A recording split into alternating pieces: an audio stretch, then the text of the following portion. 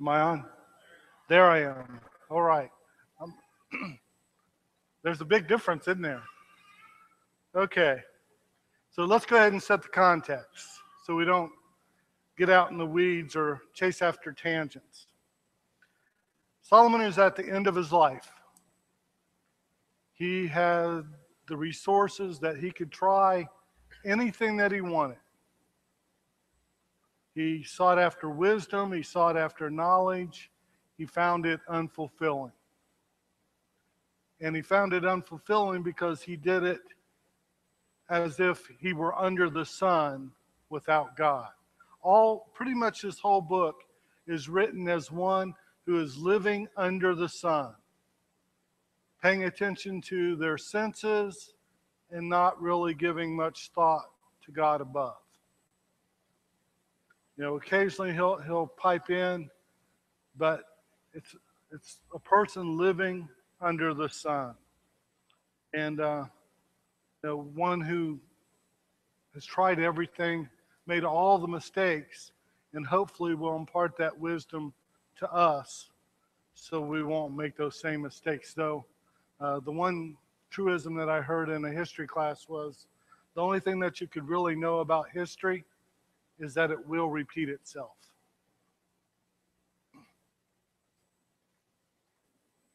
Okay, today Ecclesiastes chapter 2. How many people here have been to the Ohio State Fair? If you have not, I recommend it. Depending on who you talk to, it's either the biggest or the second largest fair in the country. And last year we went for the first time in about 6 or 7 years, and I had forgotten how large it was. And that's usually the gate that we go into with the big Ohio sign. And one of the things about the Ohio State Fair is your senses are going to be assaulted. You're in for a day of sensory overload. There's the midway at night with all the bright lights. There's the rides where you get thrown this way and that way, and you go upside down and you go fast, and just all kinds of things that just assault your senses, your eyes, your ears, the sounds of the midway, the smells. How many here don't like the smell of a funnel cake or barbecue? The smells of the midway. Your senses are going to be assaulted. You're in for a day of sensory overload. You also see a lot of achievement. And Solomon is going to address that in this coming chapter 2. Can we find fulfillment? Can we find satisfaction in life through achievement? There's the butter cow. Every year you got to see the butter cow. They sculpt a cow and a calf out of butter, and they'll have some other thing sculpted there as well. You see a guy with the blue ribbon, a child showing his market lamb. You've got the all-state choir there, and there's a prize hen. So everywhere that you go, you're going to see achievement, success, blue ribbons here and there. Go in, you look at the quilts, you're going to see blue ribbons. You're going to see the very best of the best. You're going to see people's work that has attained success. And Solomon's going to address that in this coming chapter. Let's begin in verse 1 of chapter 2. I said in my heart, come now, I will test you with pleasure. Enjoy yourself. But behold, this also was vanity. I said of laughter, it is mad, and of pleasure, what use is it? Now in chapter 1, Solomon had addressed wisdom and seeking wisdom and knowledge and had found it lacking. And basically in chapter 1, he gave 2 reasons. Does anybody remember? We talked a little bit about this last week. First of all, because wisdom or knowledge didn't change reality. You can know about the world, but there's very little that you can change about it. Vanity is actually vapor. So chasing after wisdom is like trying to herd the wind.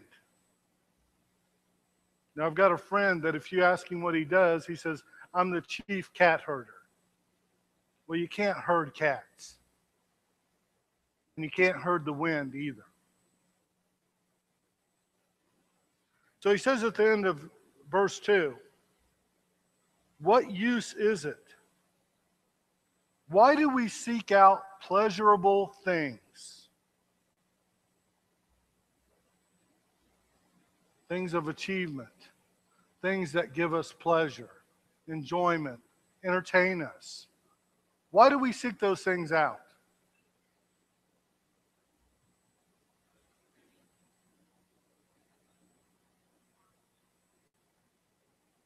Okay, so an achievement, a feeling of accomplishment. You know, my wife occasionally quilts, and there's a great sense of accomplishment when she finishes a quilt. Charlie?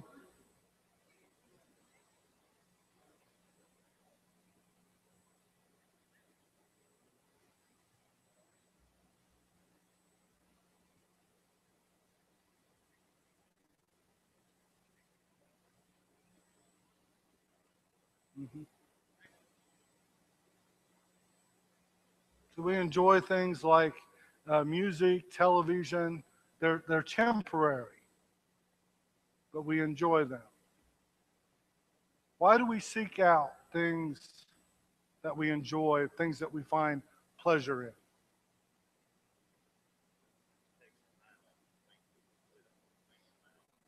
Okay, work.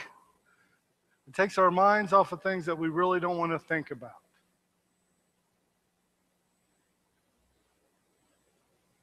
Sometimes we do it just to relax, do something different. You know, there's a game that I like to play on the computer, and when I find myself washing dishes, a lot of times I'll promise myself, you get these dishes done, you can go play that game. It's a reward. Anybody else? You know, Howard and June back there, if you drive by pretty much every day, you see them back there in the garden over there. And I would say that you find pleasure in gardening. Is that correct, Howard? Mm-hmm. And when you see those things on your table, or you can give somebody some canned green beans or zucchini bread or whatever, there's also some satisfaction in that as well. I want to point out the word test here that he uses in verse 1.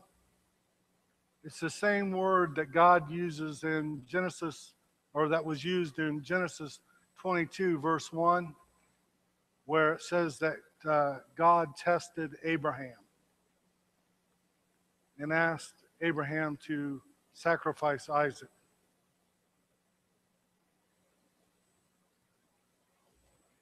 Quotable quote. This was hanging on Jerry Lewis's wall. There are 3 things that are real: God, human folly, and laughter. Since the first 2 are beyond our comprehensive, we must do what we can with the third. Jerry Lewis. Verse 3.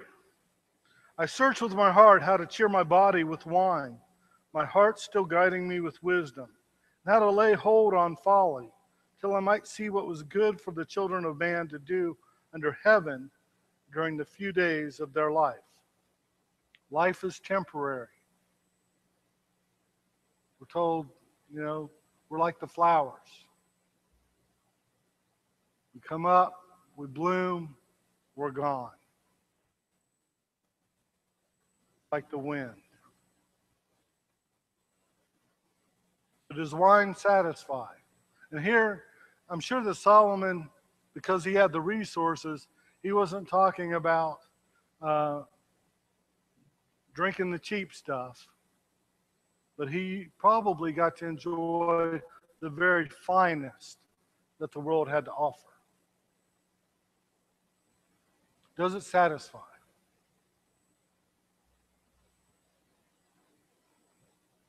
It doesn't.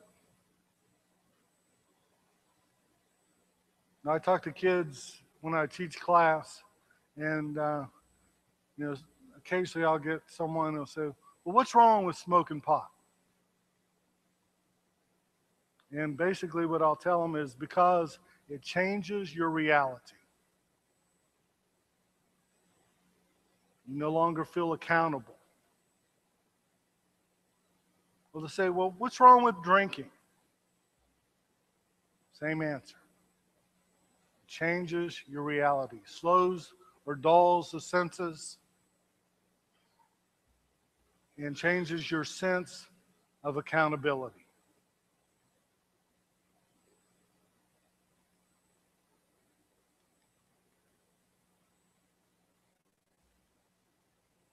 I'm going backwards. Let's try frontwards. Solomon's achievements. Verse 4. I made great works. I built houses and planted vineyards for myself. I made myself gardens and parks and planted in them all kinds of fruit trees. I made myself pools from which to water the forest of growing trees. Sounds a lot like Jason Justice, building up Ashford Oaks and a beautiful place. He was into building as well, into creating. Why do we create? I think it goes back to where it says in Genesis that God created us in His image. We have, to some extent, the characteristics of God. God the Creator. We love to create as well. We love to create beautiful music. My daughter likes words that go together well. She loves the well-written phrase. We love to see beautiful paintings and create beautiful paintings, drawings. I think we're just being like God to some extent, the small extent that we can be. Anybody else? Why do we create?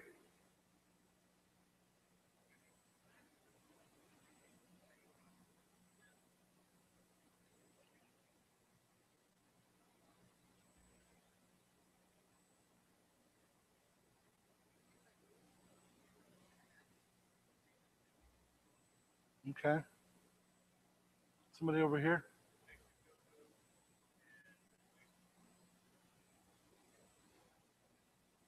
Okay.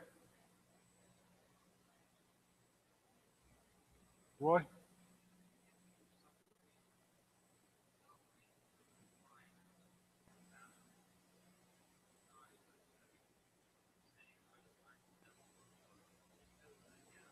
Mm-hmm.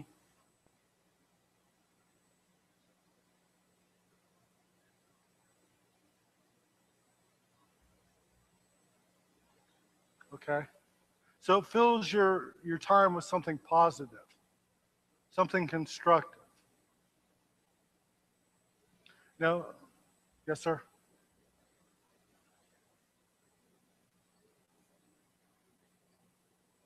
Mm-hmm.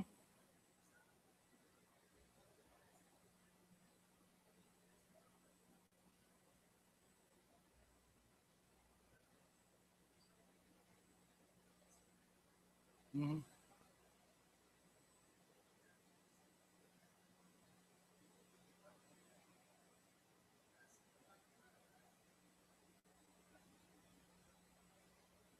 Uh-huh.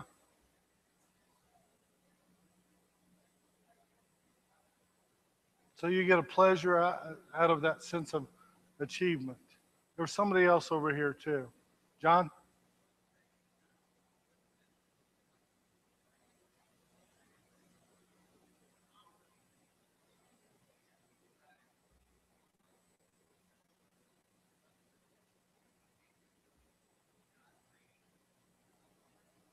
Hmm. Yeah.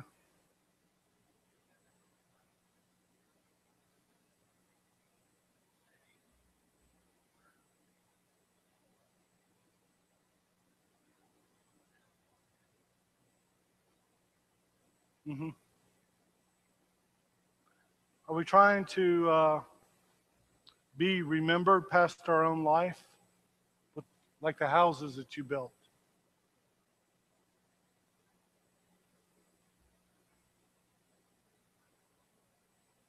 Hmm.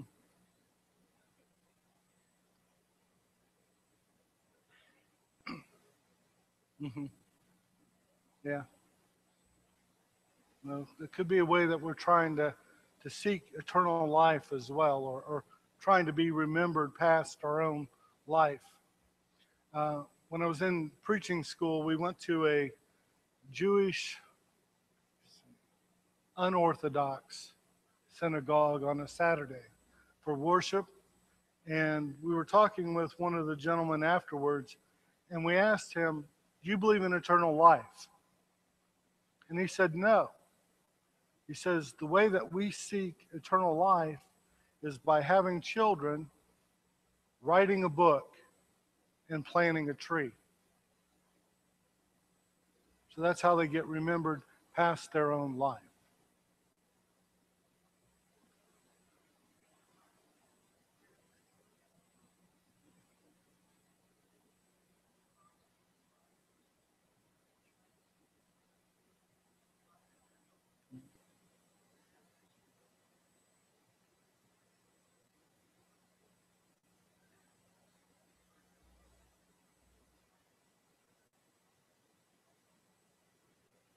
Hmm.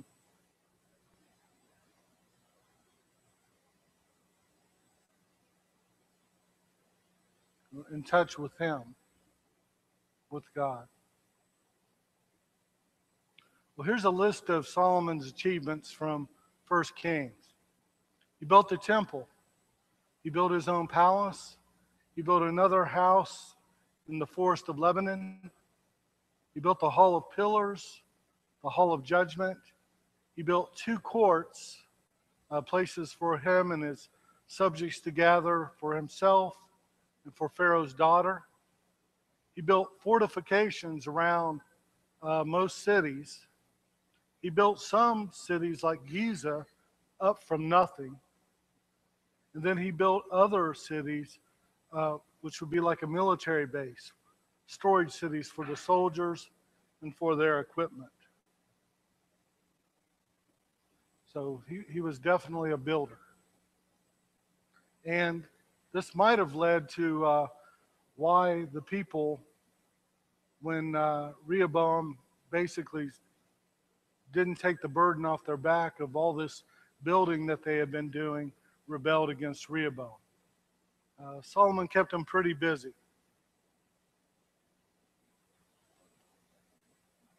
Let's go to verse 7.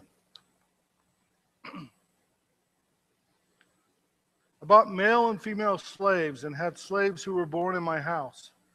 I had also great possessions of herds and flocks, more than any who had been before me in Jerusalem. I also gathered for myself silver and gold and the treasure of kings and provinces. I got singers, both men and women, and many concubines, the delight of the sons of man. So I became great and surpassed all who were before me in Jerusalem. Also my wisdom remained with me. And whatever my eyes desired, I did not keep from them.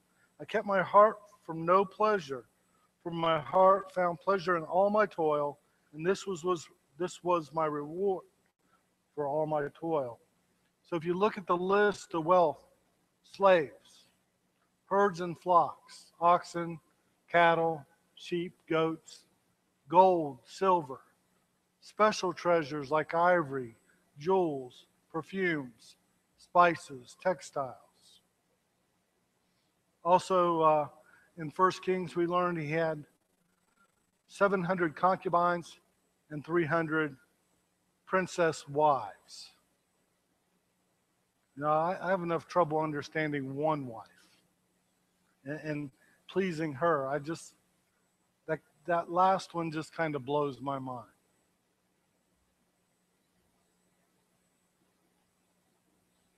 So does wealth satisfy?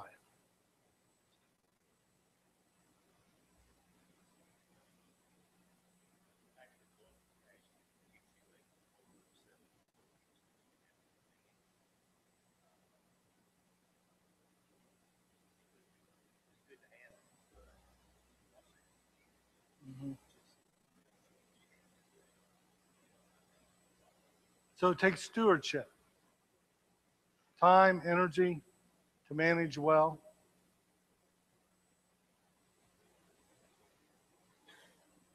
Anyone else? Warren?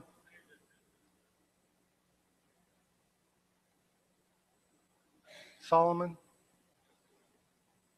Excuse me? Well, in chapter 1, it says that he was the son of David.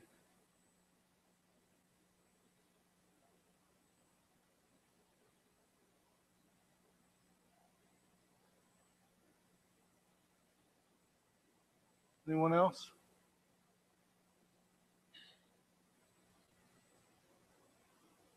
If you ask me, how you doing, Dennis? And if I give you my usual answer, it's my usual complaint is I could use more time, more sleep, and more money. And a lot of weeks I would just settle for more sleep.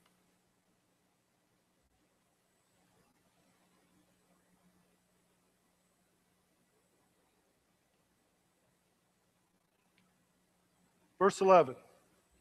Then I considered all that my hands had done and the toil I had expended in doing it, and behold, all was vanity and a striving after wind, and there was nothing to be gained under the sun.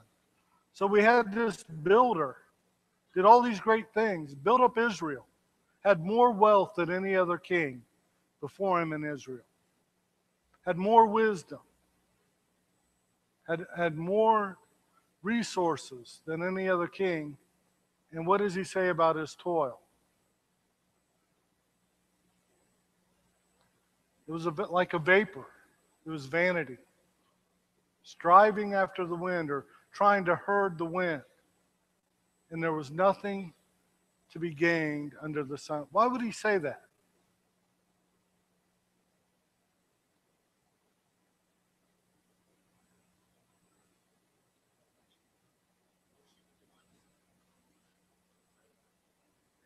Mm-hmm.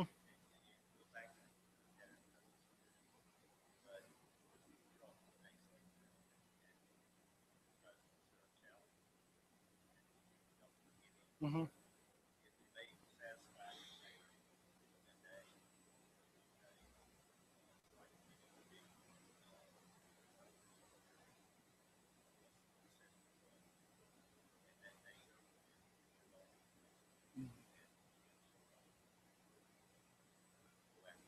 Yeah. So success is fleeting because you're on to the next challenge. Your boss isn't going to pay you very much if you say, well, I finished that project on Monday.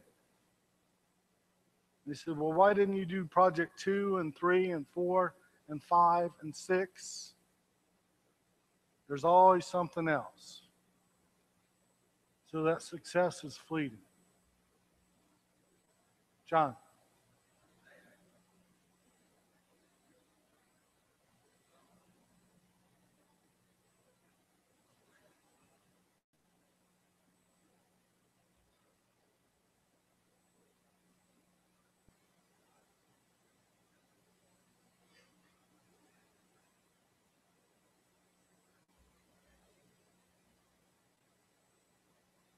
Mm-hmm. Yeah, I think that's right after the rich young ruler that comes. Yeah. Mm-hmm.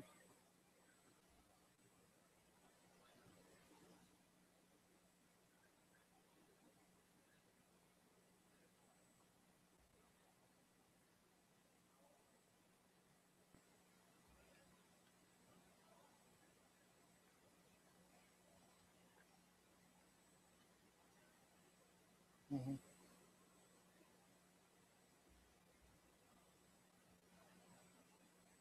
Yeah. And I'm trying to stay away from the New Testament because I'm trying to look at this as someone under the sun and not as a New Testament Christian. But when you look at the Beatitudes, basically he was looking for happiness, and Makarios, which is the word that's translated blessed, really is shouldn't be. Sometimes it's translated happy is the person, or happiness. Well, really, it's a blessing. It's something that can only come from God. But if you look at the Beatitudes, it says, "Blessed are the poor in spirit, for theirs is the kingdom of heaven. Blessed are those who mourn, for they shall be comforted. Blessed are the meek, for they shall inherit the earth. Blessed are those who hunger and thirst for righteousness, for they shall be satisfied." You know, he tells us time and time again, these are the folks that are going to be satisfied, which is what Solomon was seeking, was satisfaction. That's why I have that one slide up there from the Rolling Stones, can't get no satisfaction. You know, he was seeking in all, all the corners of the earth for satisfaction and couldn't find it because he was living under the sun. Howard.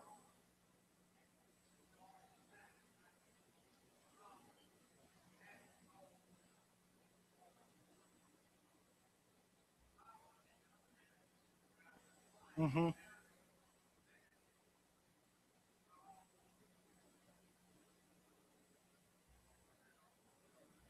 Yeah.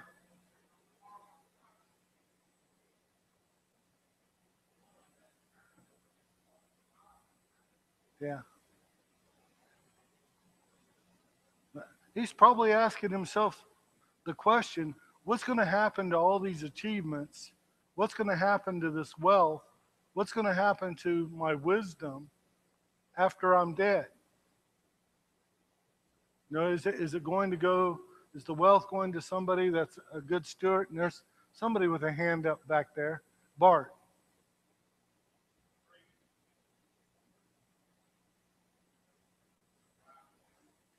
Mm-hmm. Yeah.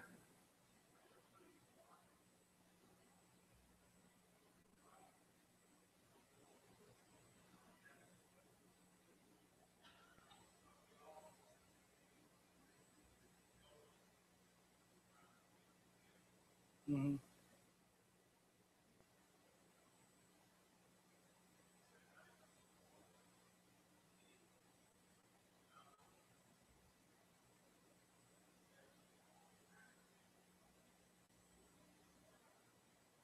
Mm-hmm. Yeah. So, so by implication, if that's like chasing the wind, then maybe there's something more important. But it takes him a while to get there. We're in chapter 2, and really, we're not going to see the full conclusion until chapter 12.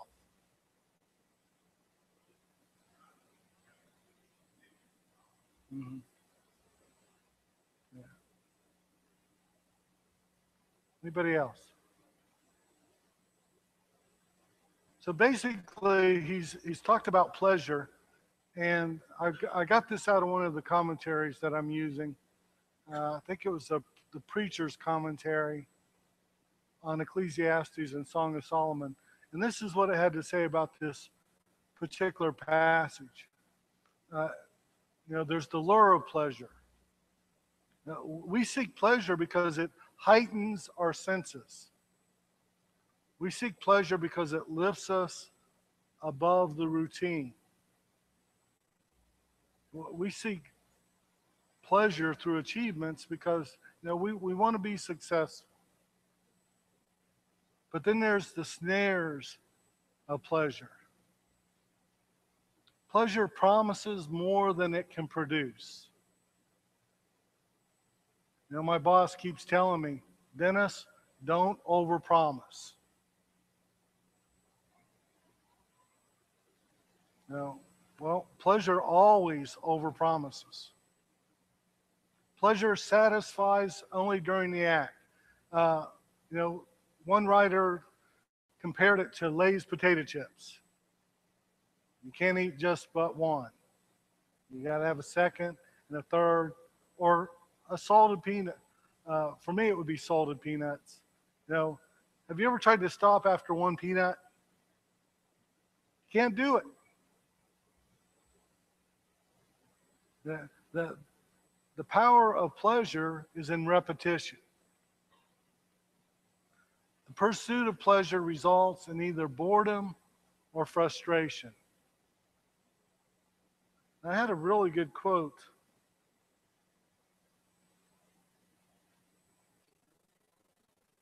I think I wrote it down. But it was by a presidential candidate currently who basically said that he found more satisfaction in the getting than in the having. And this gentleman's a Republican candidate, and you probably can figure out who would say such a thing. Donald Trump.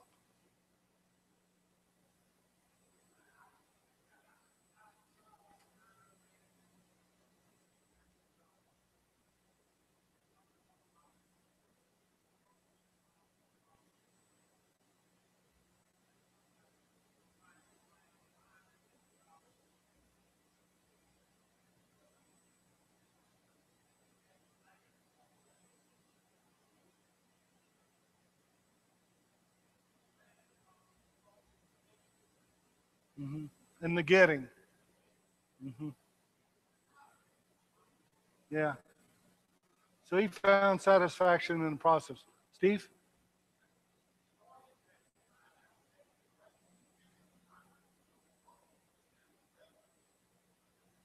Mm-hmm. Yeah.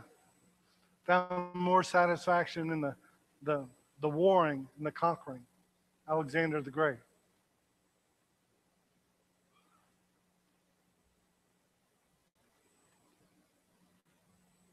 Warren?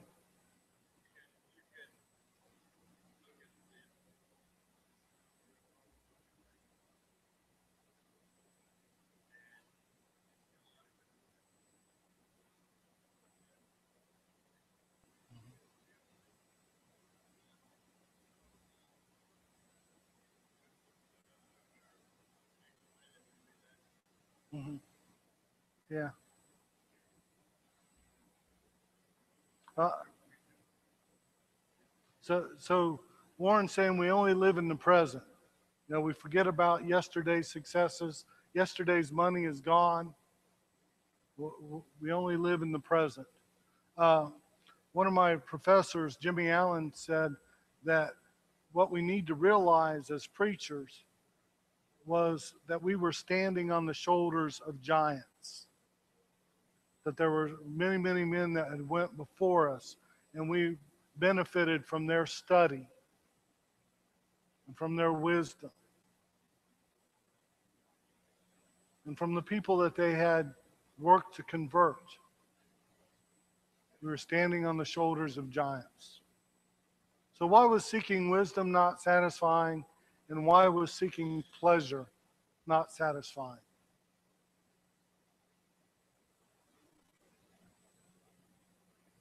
We've got 5 minutes left, so Jack? Mm-hmm. Yeah. And I think that Solomon said something about that in chapter 1, that with more knowledge comes great suffering, because you realize what you don't know. But that also, to me, that shows wisdom, when you realize there's things out there that you don't know.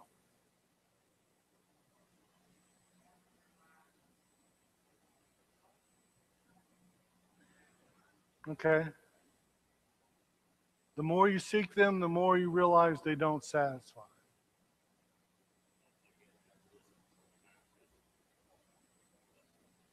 Yeah. Sometimes you learn that wisdom the hard way. Get a few bruises. and broken bones along the way. You know, and have you ever learned a lesson the hard way? Hmm. Anyone else? Thought I heard. Let's go ahead. So I turned to consider wisdom and madness and folly. For what can the man do who comes after the king? Only what has already been done. Then I saw that there is more gain in wisdom than in folly. There's more gain in light than in darkness. The wise person has his eyes in his head, but the fool walks in darkness. And yet I perceive that the same event happens to all of them. What event is he talking about? Death.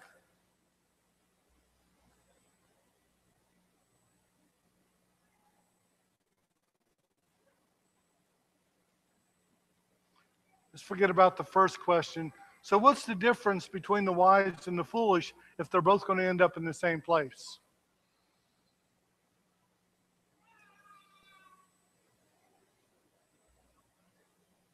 Okay, wisdom can help others.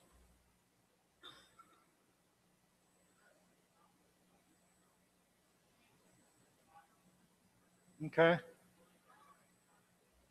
Hmm. It's interesting that later on in chapter 9, he's going to say something to the effect that whatever your hand find to do it with all your might. Because, and this, the last part's a paraphrase. I didn't memorize it. You're not going to be able to do it in the grave. So get it done now. Do it with all your might, all your strength, because you're not going to be able to do it once you're dead. Anybody else? Whoops, backwards again. Verse 15, then I said in my heart, what happens to the fool will happen to me also. Why then have I been so very wise? And I said in my heart that this also is vanity. For of the wise as of the fool there is no enduring remembrance, seeing that in the days to come all will have been long forgotten. How the wise dies just like the fool. So I hated life because what is done under the sun was grievous to me, for all is vanity and a striving after the wind. And you think about the pyramids, and basically the pyramids were built as memorials. The pharaohs. Yeah, but no, I've never memorized the names. There's probably just a small number of scholars in the world that can tell you, oh yeah, Pharaoh such and such was buried in that pyramid, and that pyramid over there was. We see the pyramids, we stand in awe. We're amazed by their size. Somebody once said that the largest pyramid, that if you took it, the stone, and cut it to make a wall that was 1 foot deep, you could make a wall that was 3 feet high, 1 foot deep, all the way around France with just one pyramid. Now, we're amazed by the size, but we don't remember who's buried there.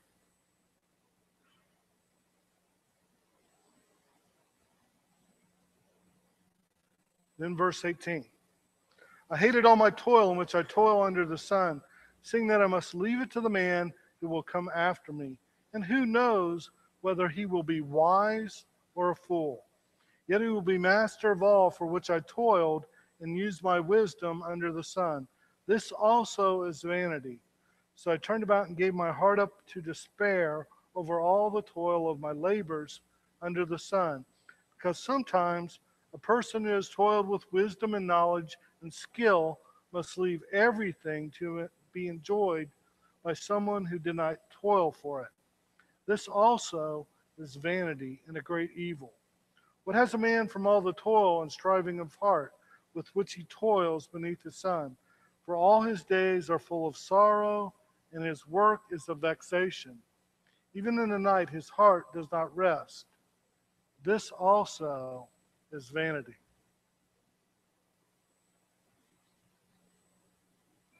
So I'd say that he's worried about what's going to happen to all that he's worked for.